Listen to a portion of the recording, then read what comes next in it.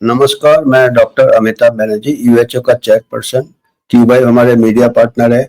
आज हम एक चिंता वाली बात कहेंगे कि हमको तो सबको ही मालूम है, आप लोग भी महसूस करते होंगे, जो हमारे पब्लिक हॉस्पिटल्स है, जो गवर्नमेंट हॉस्पिटल्स है, यहाँ तक कि गवर्नमेंट मेडिकल कॉलेजेस भी है, जो कि एक ज़माने में एक हमारा रहता था कि ये मेडिकल कॉलेज है, यहाँ पे हमको फ्री ट्रीटमेंट मिलेगा, बहुत अच्छा ट्रीटमेंट मिलेगा। मेरा खुद का मेडिकल कॉलेज, जब मैं अभी जाता हूँ, मेरे को काफ़ी देख के ये होता है कि अभी इसका स्टैंडर्ड क्या हो गया है। आधे दवाइयाँ नहीं है, एक्सरे बाहर से कराने पड़ते हैं, वगैरह वगैरह, फैकल्टी शॉर्टेज है। कई फिर डिस्ट्रिक्ट हॉस्पिटल का तो और बुरा हाल है, प्राइमरी हेल्थ सेंटर्स में भी डॉक्टर्स नहीं है। अभी जो latest computer auditor general audit में 30% 40% वैकेंसीज है, कहीं कहीं 50% वैकेंसीज नहीं फिल किए हैं गवर्नमेंट हॉस्पिटल्स में। कहीं कहीं इक्विपमेंट्स नहीं है, डॉक्टर, कहीं टेक्नीशियंस नहीं है, कहीं नर्सेज नहीं है। तो ये हाल है गवर्नमेंट हॉस्पिटल्स का। आप खुद महसूस कर रहे हैं, ये कोई बताने वाली बात नहीं है। फिर एक आस्था होता था कि लोग आते थे एम्स न्यू दिल्ली, जो कि गवर्नमेंट सबसे बेस्ट मेडिकल कॉलेज वर्ल्ड का, वर्ल्ड फेमस एम्स, माने मेडिकल बोले तो एम्स न्यू दिल्ली समझते थे। उसके बाद गवर्नमेंट ने और भी एम्स, 23 एम्स हो गए। उसके बाद एम्स नागपुर हो गया, एम्स जोधपुर हो गया, ऐसे कई जगह एम्स खोल दिए हैं उसी मॉडल में। और ये centre of excellence medical care. तो सब सोचेंगे भाई यहाँ पे जो डॉक्टर्स है उनको तो काफ़ी खुशी होगा, काफ़ी जॉब सेटिस्फैक्शन होगा। टॉप मोस्ट मेडिकल कॉलेज है, गवर्नमेंट हॉस्पिटल है, ये टॉप मोस्ट है, ये स्टेट ऑफ द आर्ट जिसको कहते हैं, एक्सीलेंस है, फक्र वाली बात है। और अगर आप एम्स चले जाओगे तो आप देखोगे कि सब एम्स के सामने सुबह सब पेमेंट में बाहर गांव दूर दूर से पेशेंट्स आते हैं एम्स में इलाज करने के लिए, और बहुत रस रहता है, बहुत रस रहता है, क्योंकि उसका रेपुटेशन एक था।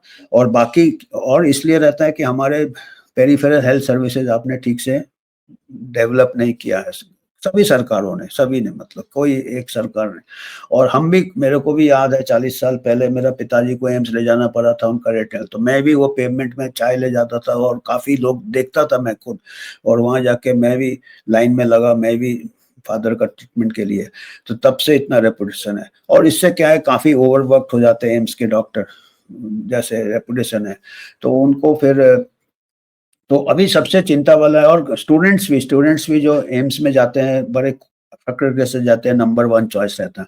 और कई एम्स खोल दिए हैं, 23 एम्स खोल दिए हैं अलग अलग जगह। अब उसमें कई एम्स में तो प्रॉब्लम है कि फैकल्टी कहाँ से लाएंगे, उसने हाई क्लास का फैकल्टी लाना, कई जगह दूसरे कॉलेज से डेपुटेशन में लाए हैं, तो दूसरे कॉलेज से भी उसमें भी फैकल्टी शॉर्टेज होगा, ऐसा रीसफलिंग किया है। और कई जगह फिर जल्दी जल्दी किया है, तो अब वर्किंग सभी एम्स का क्वालिटी हमको, कुछ एम्स हमने देखे हैं कुछ अच्छे हैं, कुछ एम्स हमने देखे हैं कि शायद इतने अच्छे नहीं है जितने की एम्स का रेपुटेशन है। पर एम्स न्यू दिल्ली है, ये तो हमको काफ़ी दिनों तक हम सोचते थे कि ये बहुत अच्छा है। पर अभी बहुत ही एक न्यूज़ आया था 2 महीने पहले, पार्लियामेंट में जो मिनिस्टर ऑफ हेल्थ ने स्टेटमेंट दिया था, क्वेश्चन पूछा गया था, 429 429 400 के ऊपर डॉक्टर्स, 429 डॉक्टर्स ने एम्स छोड़ दिया है, एम्स छोड़ दिया है और कॉर्पोरेट अस्पताल ज्वाइन कर लिया है। तो ये एक फिक्र है। इंडिया टुडे का न्यूज़ है, और भी कई चैनल में आए थे, तो इंडिया टुडे का न्यूज़ है। और 2 साल में 2022 और 2024 429 डॉक्टर्स एम्स से रिजाइन किए हैं, तो ये बड़ा फिक्र वाला बात है। और सबसे ज्यादा कहाँ से रिजाइन किया है, एम्स न्यू दिल्ली से। 52 doctors, 52 doctors AIIMS New Delhi से रिजाइन किए हैं, और वहाँ पे सीनियर लेवल से रिजाइन किए हैं। और starting number tell what is the ailing, उसके बाद बाकी भी सब एम्स से रिजाइन किए हैं। मैं आपको आंकड़े देता हूँ, खाली एम्स दिल्ली नहीं, 38 डॉक्टर्स एम्स ऋषिकेश से रिजाइन किए हैं, 35 एम्स रायपुर से, 32 एम्स बिलासपुर से, 30 एम्स मंगलगिरी, 27 एम्स भोपाल, और भी छोटे दूसरे एम।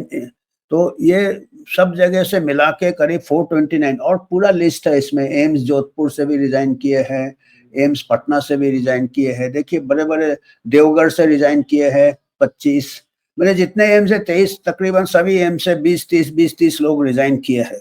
2 साल में, और सीनियर लेवल में रिज़ाइन किए हैं। तो इसमें क्या हो रहा है? इसमें क्या हमको एक हमको सिग्नल मिलता है कि क्या अगर हाईएस्ट लेवल में अगर जॉब सैटिस्फैक्शन नहीं है, लोग रिज़ाइन कर रहे हैं, तो बाकी डिस्ट्रिक्ट हॉस्पिटल्स और दूसरे मेडिकल कॉलेज का क्या हाल हो रहा होगा?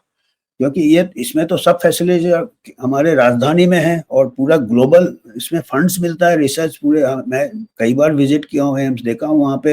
एक तो रेपुटेशन है, एक हमको एज अ प्रोफेशनल काम करने में अच्छा लगता है ऐसे माहौल में।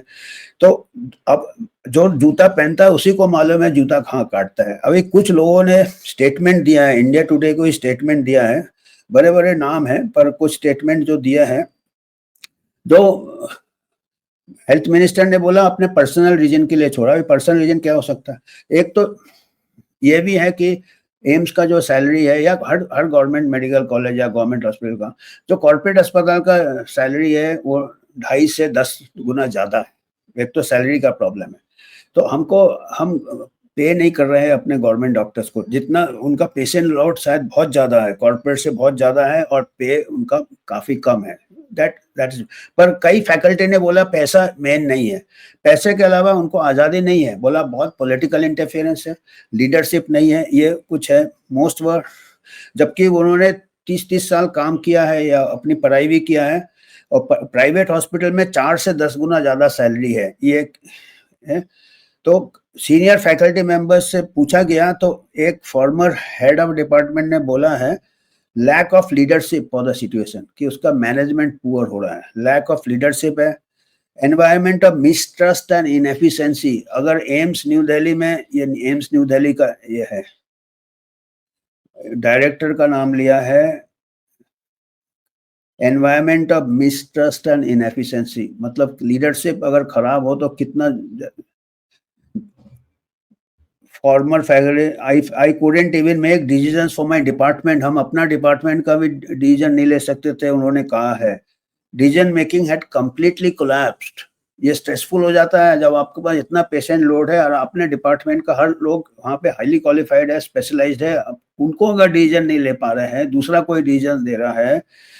Day-to-day functioning was made so difficult that I, like many others, thought it was time to take this step. मतलब डे टू डे वहाँ पे हमको काम करना मुश्किल हो रहा था एम्स न्यू दिल्ली में। ये इंडिया टुडे का, इसलिए मैं वर्ड बाय वर्ड पढ़ रहा हूँ।